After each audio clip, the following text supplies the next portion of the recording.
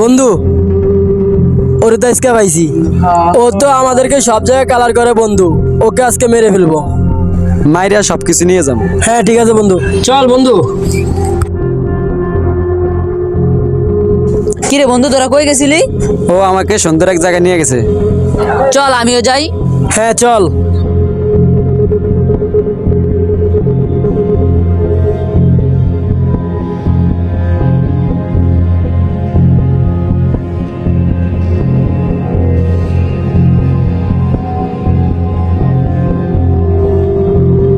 হ্যাঁ রে, জায়গাটা অনেক সুন্দর রে। চল ওইদিকে যাই।